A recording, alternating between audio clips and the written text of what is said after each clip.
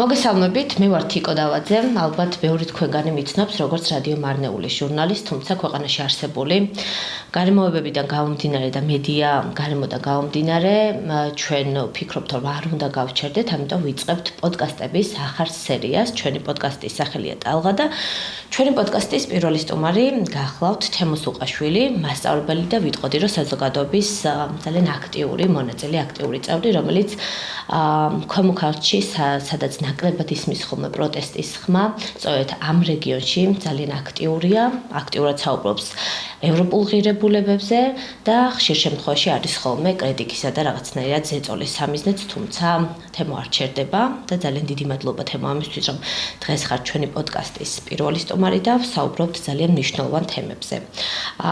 პირველ რიგში გადმოვალ თქვენთან კითხვით და დავიწყოთ საუბარი იმაზე, რამდენად რთულია მასწავლებლისათვის ღიად გამოხატო საკუთარი ხედვა, როდესაც საზოგადოება დღეს არის ასე პოლარიზებული, დაყოფილი ხო რაღაცნაირად. საზოგადოების ერთი მხარე ფიქრობს, რომ რაღაც ანუ ჩვენ ევროპულ ღირებულებები გარკვეულწილად მასწავლებლის ასე ვთქვათ საქმე არ არის და ამას უნდა აგვარებდეს, არ ვიცი, ქვეყნის სხვა ასე ვთქვათ ევროინტეგრაციის სხვა ნაწილი თუ სხვა ასე ვთქვათ ადამიანების სხვა ნაწილი უნდა ფიქრობდეს და მასწავლებლებს მაგალითად არაფერი ესაქმებათ ევროპულ ღირებულებებთან. სამხალხო განათლების მასწავლებელი ხარ, თემა რომელიც მოსწავლეებისთვის არამხოლოდ მასწავლებელი, არამედ ძალიან არაფორმალურ გარემოში ძალიან ბევრ რჩევებს აძლევდა რეალურად იმ განათლებას, რომელიც დღეს ასე გვჭირდება ქვეყანაში. აი რომ დავიწყოთ ამ პირველი კითხვით, რამდენად რთულია თქვენთვის არსებულ რეალობაში ყოფნა. მოგესალმებით, მივესალმებით ჩვენ მაყურებელს. პირველ რიგში ნება მომეცით რომ გისურვოთ წარმატება აი ამ ახალ წამოწყებას, რომელიც გულისხმობს პოდკასტების სერიის ჩაწერას სხვადასხვა პროფესიის ადამიანებთან. დარწმუნებული ვარ, ბევრი მაყურებელი თუ მსმენელი ეყოლება და ასევე გისურვებთ, რომ ამ რთულ გარემოში, მედია გარემოში და ზოგადად ქვეყანაში შექმნილ ურთულეს არამხოლოდ მედიასთან მიმართებით, არამედ ზოგადად დემოკრატიასთან არსებულ გამოწვევებში გადარჩეთ და დარწმუნებული ვარ, რომ თქვენ მონდომებას არ დააკლებთ. დიდი მადლობა თემა. კეთილი, გადავიდეთ ამ საკითხებზე. ზოგადად მინდა შევეხო პოლარიზაციას, რომელიც მგონია რომ საკმაოდ ხელოვნურია და ეს არის მასების მართვის ძალიან კარგი საშუალება, როდესაც აზრს ყოფ ორად და აღარ არსებობს მეორე ალტერნატიული მესამე მეოთხე აზრი, იქ ძალიან მარტივია საზოგადოება დააპირისპირო ერთმანეთთან საზოგადოებაში დანერგო ურთიერთსაპირისპირო მოსაზრებები, შესაბამისად მგონია რომ ეს პოლარიზაცია არის ასე ვთქვათ თითიდან გამოწვეული. შესაბამისად ასეთ გარემოში მასწავლებლებსაც საკმაოდ გვიჭირს ზოგადად სკოლაში და სკოლის გარეთაც ჩვენი აზრების გამოხატვა, თუნდაც ევროინტეგრაციასთან დაკავშირებით. პირველ რიგში უნდა ვთქვათ, რომ მასწავლებლის პროფესია არის ყველაზე პოლიტიკური პროფესია და ამავდროულად ჩვენ მოგვეთხოვება, რომ ვიყოთ ყველაზე აპოლიტიკურები. მოდით დავიწყოთ რა არის აპოლიტიკური. ხო, აპოლიტიკური ნიშნავს, რომ შენ არ უნდა მოახვიო თავს რომელიმე კონკრეტული პოლიტიკური პარტიის ხედვები, კონკრეტული პოლიტიკური პარტიის საარჩევნო პროგრამა და ასე შემდეგ. ხო, ეს ამაზე თანხმდებით და ეს ასეც უნდა იყოს. მაგრამ აპოლიტიკურობა არ გულისხმობს ილაპარაკო პოლიტიკაზე, ილაპარაკო მაგალითად პოლიტიკური იდეოლოგიებზე, განიხილო კონკრეტული პოლიტიკური იდეოლოგიის, თქვათ, გავლენა საზოგადოებაზე, ქვეყანაზე, მის მოსწავლის ცხოვრებაზე ხვალინდელ დღეზე, ხო? ასევე ჩვენ შეიძლება არ შევაფასოთ კონკრეტული პოლიტიკური გადაწყვეტილება, პირდაპირ არ ვთხოვთ მოსწავლის პოლიტიკური გადაწყვეტილებების შეფასება, ეს ასეც უნდა იყოს და ამაზეც თანხმდებით, მაგრამ ჩვენ უნდა ვისაუბროთ, თქვათ, სხვადასხვა რეფორმამ სადამდე შეიძლება მიგვიყვანოს, ან სხვადასხვა გადაწყვეტილებამ რა დღის წესრიგი შეიძლება შექმნას, ხვალ, ზეგ და ასე შემდეგ. ეს არის ძალიან მარტივი. ხო, მუდმივად მასწავლებლები ვერ ვისაუბრებთ ასევე ჩრდილოეთ კორეაზე ან ცენტრალური აზიის რომელიღაც ქვეყანაზე ან აფრიკის თქვათ ქვეყნების მოშველიებით ჩვენ უნდა ვისაუბროთ აქ არსებულ რეალობაზე ხო ანუ გავავლოთ პარალელები მათ შორის წარსულთან იგივე თქვათ რომ ავიღოთ შევეშვათ სამოქალაქო განათლების მასწავლებლებს მე არ ვიცი როგორ ახერხებენ სხვა საგნის მასწავლებლები ისტორიის გეოგრაფიის ქართული ენა ლიტერატურის ან თუნდაც ქიმიის ხელოვნების მუსიკის რადგან ყველა საგანში ერთი მხრივ გვაქვს თქვათ სამწუხარო წარსულის გამოცდილება იქნება ეს რეპრესიების იქნება ეს არ ვიცი პირდაპირ დახვრეტების და ასე შემდეგ რა სადამდეც მიიყვანა იგივე თქვათ საბჭოთა კავშირში 30-იან წლებში ხო ცნობილმა რეპრესიის ტალღამ ხალხის გაჩუმებამ სადამდე მიგვიყვანა და მეორე მხრივ გვაქვს უდიდესი გამოცდილება რაც დაგროვებულია ამ მიმართულებით თუნდაც ევროპულ საზოგადოებაში დასავლურ საზოგადოებაში რითაც სულუმულებთ ხო გადავხედოთ ნებისმიერი წარმატება აღმოჩენა მეცნიერების იქნება თუ ხელოვნების დარგში ყველაფერი არის შესაბამისად დასავლეთიდან შემოსული ხო რომ შევარჯამოთ ეს ნაწილი უნდა ვთქვათ რომ დღეს მასწავლებელი უნდა იყოს აპოლიტიკური მასწავლებელმა არ უნდა მოახიოს თავს მოსწავლეს კონკრეტული პარტიის პოლიტიკური მსოფლმხედველობა, მაგრამ და არ უნდა გაამჟღავნოს მათ შორის თავისი გემოვნება, მაგრამ მასწავლებელმა უნდა ისაუბროს პოლიტიკური გადაწყვეტილებების შინაარსზე, რა სადამდე შეიძლება მიგვიყვანოს ამ კონკრეტულმა გადაწყვეტილებამ, არა მხოლოდ თქვათ თვითონ მასწავლებელი, არამედ მისი მოსწავლე. თქვენ ახსენეთ არსებული რეალობა და გარკვეულწილად ხაზი გაუსვით და პარალელი გაავლეთ წარსულთან, ხო? აი დღეს ამ მოცემულობაში, სადაც ჩვენ ვიმყოფებით ახლა და რისთვისაც გვიწევს რეალურად ბრძოლა. როგორ ფიქრობთ, არის თუ არა მასწავლებელი დღევანდელ სიტუაციაში დაცული განსხვავებული აზრის გამო? ანუ გრძნობთ თუ არა თავს დაცულად? კარგით.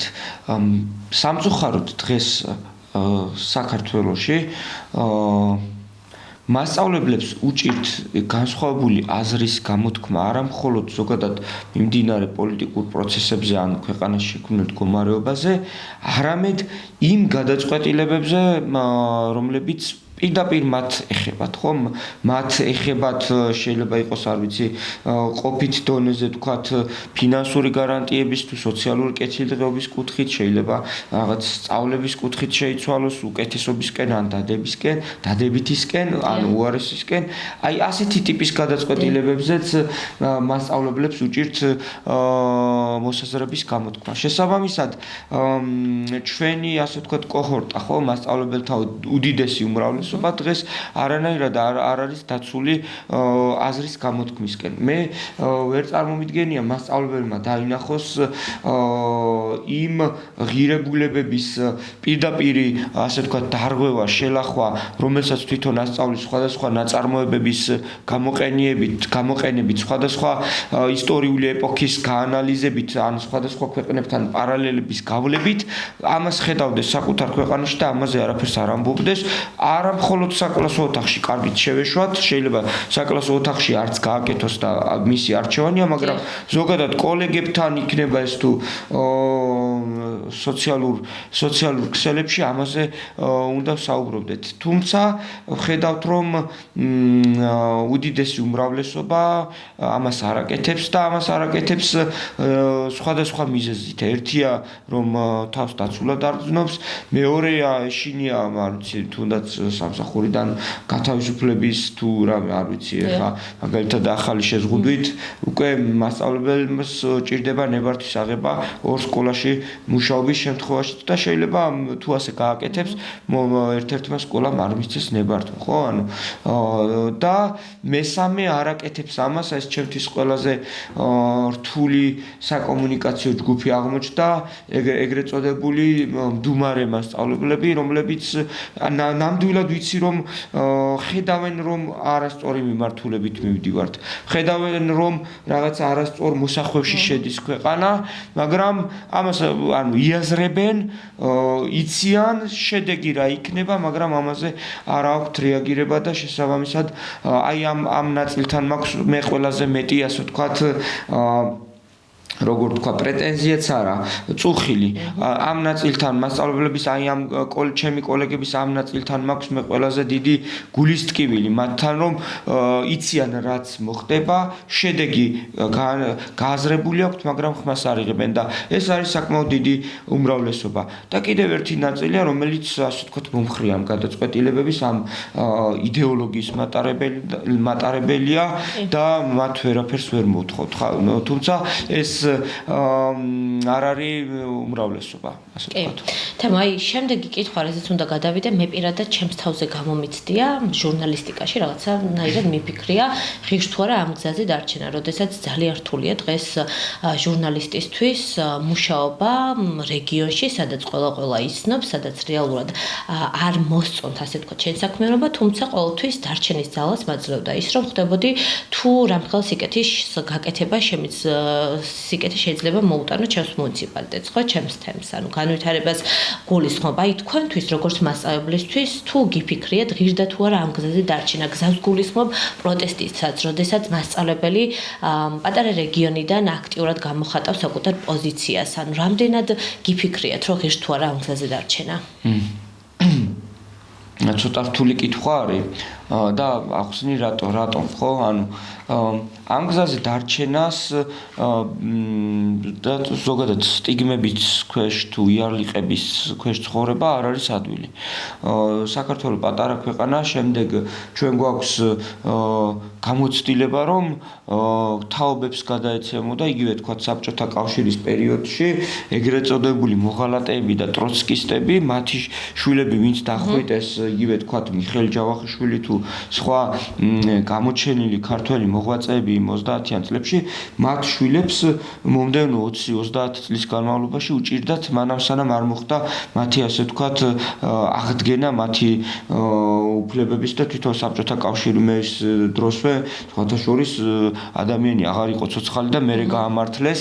ხო, ანუ აი ამ იარლიყებით ცხოვრება ჩვენც არ გვიხინს, იგივე თქვა სკოლაში რო შედიხარ იქ ვიღაცა კოლეგამ შეიძლება ცოტა სხვანაირად შემოგხედოს და ასე შემდეგ, ხო? ამ გზაზე დარჩენა ღირს მანამ სანამ ბრძოლას აქვს აზრი და მე მგონია რომ ბრძოლას მუდმივად აქვს აზრი, რადგან შეიძლება ჩვენმა აი ამ თქვათ საუბარმაც კი ერთეულებშიც შეცვალოს განწყობა, ერთ მასწავლებელსაც კი შეიძლება სხვანაირად დაანახოს სიტუაცია და ამან შედეგი იქონიოს 5-10 წლის შემდეგ.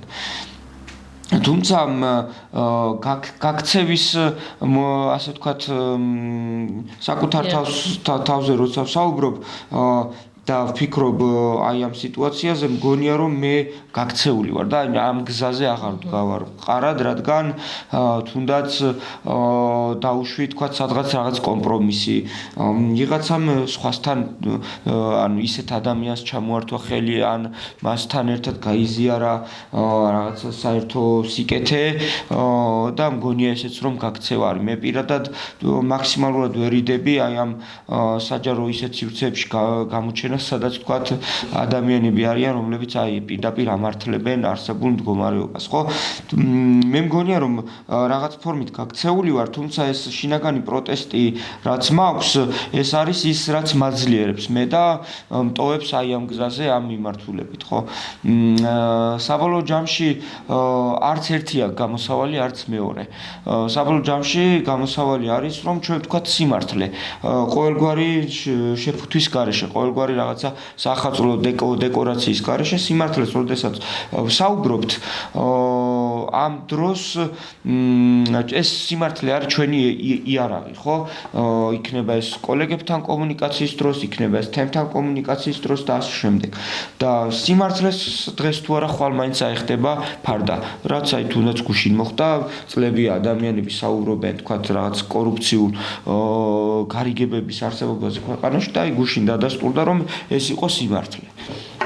სადია, მადლობა თემო და რაღაცნაირად როდესაც თქვენ ამბობთ სიტყვას, რომ ბრძოლას ყოველთვის აქვს აზრი, ჩვენ უნდა გავაცნობიეროთ ის, რომ რაღაცნაირად არ ვიბრძვით მაგალითად ერთი კონკრეტული მაგალითად იმისთვის, რომ ჯანდაცვა იყოს ჩვენთვის ხელმისაწვდომი, ანუ ჩვენ ვიბრძვით იმისთვის, რომ ანუ კეთილდღეობა გქონდეს, ხო, კეთილდღეობაში მოიაზრება ალბათ განათლება იყოს ხელმისაწვდომი და განათლებას გულისხმობთ ხარისხიანი განათლება და სწორედ აი გადასვლა მინდა გავუკეთოთ ჩვენ პოდკასტში ამ თემას, როდესაც მასწავლებელი ყავს მოწვეული, უნდა ვისაუბროთ აუცილებლად განათლებაზე, ხო, ახალ დაანონსებულ, ასე ვთქვათ, მე სიმართლე გითხრათ რეფორმას ვერ ვუწოდებ ამ ასე ვთქვათ გადაწყვეტილებას, რაც ახლა შედის ასე ვთქვათ, კი, წარსულში დაბრუნება ალბათ უფრო, მე მაგალითად არ გამიგია აი ამ ეგრეთ წოდებულ რეფორმაში სიტყვა ეთნიკური უმცირესობები რა ნაწილში არიან, სად არიან ისინი ამ განათლების ნაწილში ასე ვთქვათ გათვალისწინებული, თქვენ რა ხედვა გაქვთ, რა მოლოდინი გამომდინარე იქიდან, რომ არავინ არ ვიცით ზუსტად ეს რეფორმა რა ასე ვთქვათ რა ფორმით შემოვა ჩვენთან. კეთილი.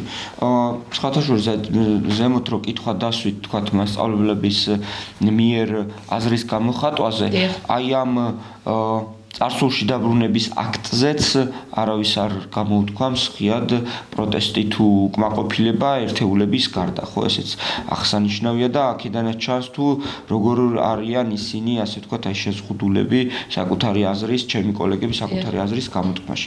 რაც შეეხება შეკითხვას, ეს რეფორმა ყველას ერთ ქვაბში ხარშავს, აქ აღარ არის, ვთქვათ, რაღაცა ეთნიკური უმცირესობებზე გათვლილი ნაბიჯები, როგორც ადრე იყო ან არ ვიცი რაღაცა თაში მცხოვრებ მოსახლებაზე და ყველანი ვიხარშებით ერთ ქვაბში. რაც შეეხება უშუალოდ საკითხს. ნახეთ, როდესაც ჩვენ ტყივა რაღაცა, მაგალითად, ხელი ან თავი, ჩვენ ვსვამთ წამალს და არ ვიჭრით იმ ნაწილს, რაც ტყივა, უკიდურესი აუცილებლობის გარდა.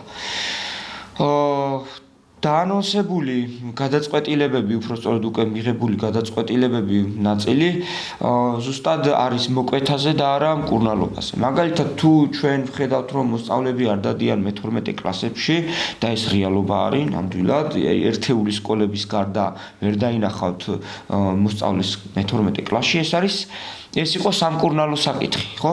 ანუ, ესე იგი, აქ არის შეცდომა იმაში, რომ რაღაც არის არასწორად დაგეგმილი, ან მაგალითად ვერ ვაინტერესებთ, არ ვთავაზობთ იმას, რაც მათ ჭირდებათ და ასე შემდეგ და ასე შემდეგ. იგივე მსოფლიოს, აი, არ ვიცი, ერთ წამში იცვლება მსოფლიოში ტექნოლოგიების კუთხით სიტუაცია. დღეს ხელოვნური ინტელექტის შემოჭრამ ჩვენ ველში მთელი მსოფლიო თავდაყირა დააყენა და მათ შორის განათლების სისტემები და მსოფლიოს სისტემები, განათლების სისტემები ცდილობდნენ ადაპტირდნენ ამ ხელოვნურ ინტელექტთან, უფრო ფართო შესაძლებლობები მისცენ, ხო? ჩვენთან კი დაანონსდა გადაწყვეტილებები მობილურების შეზღუდვაზე, რაღაც ფორმის შემოტანაზე, ერთი წიგნის პრინციპზე, რითაც მგონია, რომ ღრმად ვიჭრებით არჩევანის თავისუფლებაში, ღრმად ვიჭრებით მაგალითად ინდივიდუალიზმში და ასე შემდეგ. ანუ მაშინ როცა მსოფლიო ცდილობს რომ იცხოვროს ისეთი გადაწყვეტილებები მიიღოს რომ იცხოვროს ხელოვნურ ინტელექტთან ერთად ჩვენთან პირიქით ვებრძვით ტექნოლოგიებს. მაშინ როდესაც მსოფლიოში იქნება უამრავი ტიპის სახელმძღვანელო რომელიც აღარ არის მარტო წიგნი, ხო, იქ ინტეგრირებულია QR კოდები, წიგნები, სხვა ალტერნატიული შესაძლებლობები და ასე შემდეგ ჩვენ გადავდივართ ესე იგი სისტემაზე, სადაც გვექნება ერთი რაღაცა დოქტრინის მიხედვით შედგენილი წიგნი და ამას უნდა გაყვეს მერე მასწავლებელი. ასევე ფორმის ნაწილში შეიძლება თქვა თუ ვიღაცას კონდეს საპირისპირო წონადი მოსაზრება და მე ამას მათ მოსაზრებასაც ასე თქვა ვეთანხმები, მაგრამ ქვეყანაში სადაც მოსწავლეების უმეტესობა ხო ყიდულობს მეორად ტანსაცმელს, ხო, ასე თქვა ევროპულს თუ სხვა ქვეყნებიდან შემოსულს, თავაზობთ ფორმას, რომელიც მშობელმა უნდა შეიძინოს, ხო? ამ დროს ყავს სოციალურად დაუცველ მოსწავლეთა მთელი უზარმაზარი რაოდენობა სკოლებში. კი ბატონო, დავნერგოთ ფორმა, წინამდეგი არა ვარ, მაგრამ ფორმის შემოტანამდე უნდა გადაწყდეს და ესე უმკურნალოთ ძირეულ საგანმანათლებლო პრობლემებს. ჩვენ სამწუხაროდ ჩვენ გვაქვს სკოლები, სადაც ელემენტარული ხელის დასაბანი ადგილი არ არის. ჩვენ ვიცით კვლევებით დადასტურებულია, რომ ესე იგი საქართველოში მოსწავლეები განიცდიან ერთგვარ შიმშილს, ხო? და გვაქვს კვების სივრცეები, რომელიც არის მოუწესრიგებელი და ყოველგვარ სტანდარტთან არ შეესაბამება არანაირ სტანდარტს. და ამაზე, როდესაც არ გვაქვს ჩვენ გადაწყვეტილებები და პასუხები, რომ როდის დაინერგება, თქვათ, უფასო თუ ნახევრად ფასიანი კვების პროგრამა სკოლებში და ასევე საერთაშორისო კვლევები ცხადყოფს, რომ ქვეყანაში, სადაც კვების პროგრამები მოქმედებს, იმ ქვეყნებში მოსწავლეები უკეთეს შედეგს აჩვენებენ, ვიდრე იმ ქვეყნებში, სადაც არ არსებობს ასეთი პროგრამები. საბოლოო ჯამში, რომ სკოლის მიმართულებით მე ხა უმაღლესი განათლების მიმართულებით დაგეგმილი რეფორმებზე ვერ ვისაუბრებ, იმიტომ რომ არ მაქვს ასე თქვათ ამ მიმართულებით კომპეტენცია, შეიძლება ვისაუბრო კიდევაც, მაგრამ ჩემზე უფრო მეტად კომპეტენტური ადამიანები ისაუბრებენ, მაგრამ სკოლის მიმართულებით, ზოგადი განათლების მიმართულებით დაგეგმილი რეფორმები არ პასუხობს იმ გამოწვევებს, რაც ქვეყანაში არსებობს. მაგალითად,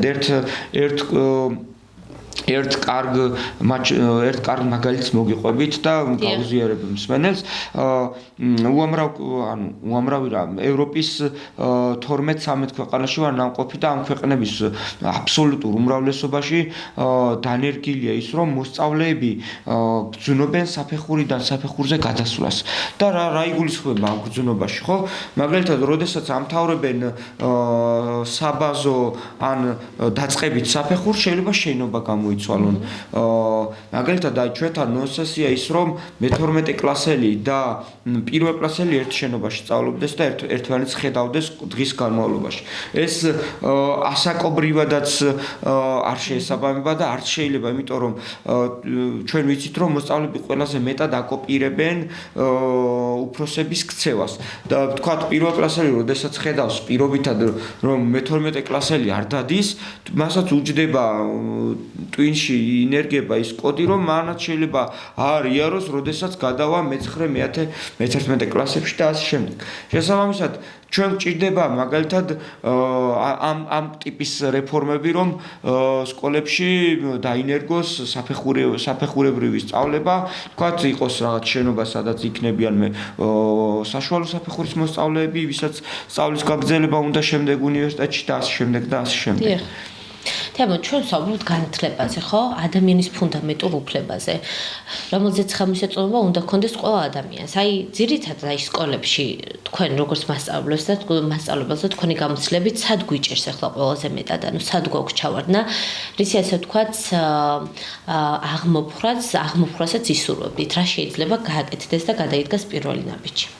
ზოგადად პირველი ჩავარდნა რაც არის და ჩანს იკეთება ეს არის ორმხრივი. ერთი რომ ჩვენ ვეღარ ვანახებთ მოსწავლეებს სკოლის საჭიროებას, აი პირდაპირ ვამბობ, რომ დღეს მოსწავლეების დიდი ნაწილი ვეღარ ხედავს სკოლის საჭიროებას. მათთვის სკოლა გახდა სოციალიზაციის სივრცე. და განათლებას იღებენ ან ინდივიდუალურად თვითონ, ან მერე კიდევ რა ქვია, რეპეტიტორების ინსტიტუტის დახმარებით. ან არაფორმალური გზით თვითონ სხვა ხერხებს ნახულობენ. და სკოლა გახდა ერთგვარი თავშესაქცევი ადგილი. მეორე მხრივ აქ ვინც ხვდებიან, ანუ ჩვენ მასწავლებლებს, ჩვენშიც არის პრობლემა, რადგან ჩვენ გონია რომ ვაკლებთ ძალისხმევას, რომ მოსწავლეებს შეუცვალოთ წარმოდგენა სკოლის მიმართ. თუმცა ერთი მასწავლებლის ან 2-3 მასწავლებლის ჩართულობა ეს მთლიან სურათს ვერ ცვლის, რადგან ზოგადად სისტემა არის ასეთი. აი საკუთარ თავს ვადარებ ხოლმე ცნობილი ფილმის ერთ კადრს, მაგალითად ტიტანიკი რომ იძირება და იქ მე ვიოლინე რომ უკრავს ვიოლინოს, ანუ აი დაახლოებით ამ სიტუაციაშია დღეს სკოლა, იძირება რაღაცა ტიტანიკი და ჩვენ რაღაცა ვქვით ერთგვარ ბუტაფორიას, დეკორაციას სწავლას სწავლების, რაც რეალურად აღარ არის. აი რო შევიხედოთ, მე არ ვლაპარაკობ ერთი სკოლის გადმოსახედიდან. მე ვსაუბრობ ზოგად სურათს ვაჯამებ, ხო, იმიტომ რომ შეხება მაქვს უამრავ მოსწავლესთან, რომ თქვათ იგივე არაფორმალურ სივრცეებში, ნუ ეხლა ნაკლებად რადგან ეს პროექტები აღარ არსებობს, თუმცა იგივე დარჩა კომუნიკაციის გზები, არხები, შეხება მაქვს უამრავ კოლეგასთან, რომელიც დაახლოებით იგივეს იმეორებს საკუთარი პრაქტიკიდან გამომდინარე. საბოლოო ჯამში ჩვენი მთავარი მიზანი უნდა იყოს, რომ მოსწავლე დავაბრუნოთ სკოლაში. მოსწავლეს ვერ შეაყვარებს სკოლას, სადაც მას აიძულებ ფორმის ტარებას. მოსწავლეს ვერ შეაყვარებს სკოლას, მას თუ ეტყვი რომ აი შენ რაღაცა მობილური ტელეფონი უნდა ჩამოგერთვას და ვერ შეაყვარებ სკოლას განსაკუთრებით, როდესაც მას დაუდებ ერთ წიგნს და ეტყვი რომ აი ეს არის შენი სახელმძღვანელო პრინციპი, რა ვიცი, კონსტიტუცია თუ რაღაც წმინდა წიგნი რელიგიური და ამის იქით სხვა არაფერი არ არსებობს.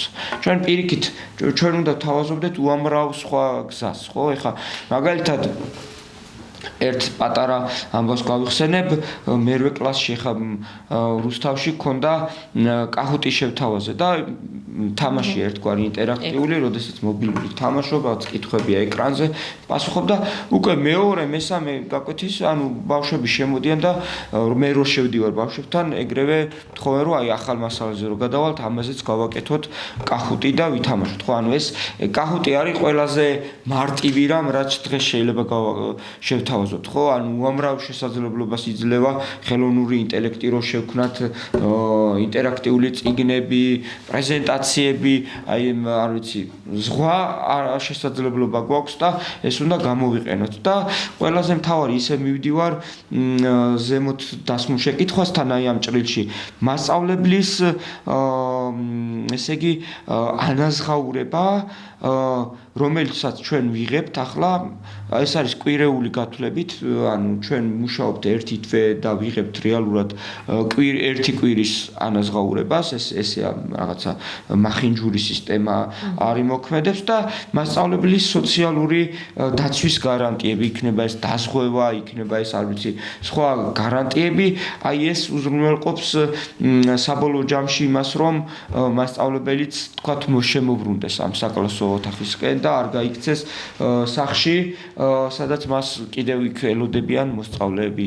ან თქვათ სოფლის შემთხვევაში არ დაკავდეს რა ქვია შინამეურნეობით და იყოს კონცენტრირებული აი თავის საქმეზე. ამ დროს უკვე აღარ გვეყოლება ის ორ სკოლაში მომუშავე მასწავლებლები, თქვათ მაგალითად მე საკუთარ თავსაც ვამბობ, ხო? რადგან ერთ სკოლაში მუშაობა ვერ პასუხობს დღეს ქვეყანაში არსებულ გამოწვევებს. ძალიან დიდი მადლობა თემო, რაღაცნაირად მინდა რომ ჩვენი პოდკასტი ასე ვთქვათ დასასრულისკენ წავიყვანო და არ შემიძლია არ დავღნიშნო და არ გავიხსენო ნატოსა და ევროკავშირის შესახებ საინფორმაციო ცენტრის ფუნქციონირება, რომელიც საქართველოს მასშტაბით სხვადასხვა რეგიონში მუშაობდა, მათ შორის ქვემო ქართლის მასშტაბით და ქვემო ქართლში იყავით წარმომადგენელი თქვენ. ზოგადად მისი საქმიანობის შესახებ რომ გითხრათ თემო, რამდენად იყო მნიშვნელოვანი, ანუ ვიცით რომ გაუქმდა ეს ცენტრი და ეხლა ჩამოყალიბდა იგივე ასე ვთქვათ სახელით, ოღონდ ეს არის უკვე ახალი და ახალი კერძო პირების ინიციატივებით. მოდი პირველ რიგში გავიხსენოთ ნატოსა და ასე ვთქვათ ევროკავშირის ის ძველი საინფორმაციო ცენტრი, რომელიც გარკვეულწილად ძალიან მნიშვნელოვან საქმეს აკეთებდა ჩემი აზრით ქვემო ქართლში და რა იყო ეს მნიშვნელოვანი საქმეები? ნატოსა და ევროკავშირის შესახებ საინფორმაციო ცენტრი, რომელიც იყო საგარეო საქმეთა სამინისტროს უწყება, SIPI ბოლო წლებში იყო ერთადერთი სახელმწიფო ორგანო, რომელიც კონსტიტუციით გარანტირებულ კონსტიტუციას ასე ვთქვათ იცავდა და აი 78 მუხლის კონსტიტუციის 78 მუხლის მთავარ სულისკვეთებას ატარებდა. ეს იყო ერთადერთი ორგანიზაცია, სახელმწიფო ორგანიზაცია, რომელსაც პირდაპირ კომუნიკაცია ჰქონდა მოსახლეობასთან რეგიონებში, 10 რეგიონში და თბილისში. იმ საკითხებზე თუ რა იყო, თქვათ, რა არის ევროკავშირი, რატომ გვინდოდა ჩვენ ევროკავშირში გაწევრიანება, რატომ ბოლო ნაწილი რითაც ასე ვთქვათ, ჩვენ ამ ქვეყანაში სიხარული ჩაგვშხამდა, ეს იყო კანდიდატის სტატუსი და მისი სიკეთეები და ასევე თქვათ ევროინტეგრაციის გზაზე მიღებული ქვეყნისთვის ის მნიშვნელოვანი სარგებელი, რაც თითოეულ მოქალაქეზე დღემდე აისახება, ხო, გულისხმობ უიზო მიმოსვლას, უტარიფო ვაჭრობას ევროკავშირის ქვეყნებთან და შემდეგ. მეორე მიმართულება ფარავდა ნატოს მიმართულებით და ახსნას იმისა, თუ რა არის ნატო და რატომ გვინდა ჩვენ ნატოში გაწევრიანება იმ რეგიონის და იმ კონტექსტის გათვალისწინებით, რაშიც ჩვენ გვიწევს ცხოვრება და ყოფნა. საბოლოო ჯამში მოხდა ისე, როგორც მოხდა, გადაწყდა ამ ცენტრის ლიკვიდაცია და დღეს ფაქტიურად აღარ არსებობს. შეუერთდა საგარეო საქმეთა სამინისტროს უბრალოდ ჩამოყალიბდა ახალი დეპარტამენტი, მაგრამ დღემდე მე მაგალითად არ მაქვს პასუხი, თუ რამდენ მოქალაქესთან ჰქონდათ კომუნიკაცია ივლისიდან მოყოლებული და მგონია რომ ეს არის ციფრი 0, იმიტომ რომ არსად არც ერთი მედია საშუალებით არ მინახავს ჩემი ყოფილი კოლეგები გასულები, თქვათ, რეგიონებში. რაც შეეხება ამ კერძო ინიციატივას, ეს არის ჩემი ერთ-ერთი კოლეგის იმერეთიდან, ქუთაისიდან, მარიკა ვაჭარაძის ინიციატივა, რომელიც იყო საინფორმაციო ცენტრის წარმომადგენელი იმერეთის რეგიონში, მან გადაწყვიტა, რომ ზუსტად იმავე შინაარსითა და იმავე სახელწოდებით დაერეგისტრირებინა უკვე სამოქალაქო საზოგადოება, ასე ვთქვათ, ნატოსა და ევროკავშირის შესახებ საინფორმაციო ცენტრი, რომლის პრეზენტაციაც აგერ რამდენიმე კვირის წინ მოეწყო ქუთაისში და ზუსტად ჩვენ გვინდა რომ გავაგრძელოთ მოხალისეობრივ ასპექტებზე, მოხალისეობრივ საწყისებზე ის საქმიანობა, რასაც ვაკეთებდით უკვე იმ ცენტრის ქოლგის ქვეშ ამ შემთხვევაში და ჩვენ გვინდა რომ გავაგრძელოთ მოსახლეობასთან კომუნიკაცია, რადგან ჯერ კიდევ კონსტიტუციაში გვიწერია რომ საქართველოს მიზანია გახდეს ნატოსა და ევროკავშირის წევრი და ის 78 მუხლის სულისკვეთების ასე ვთქვათ ბოლომდე ვიყოთ ერთგულები.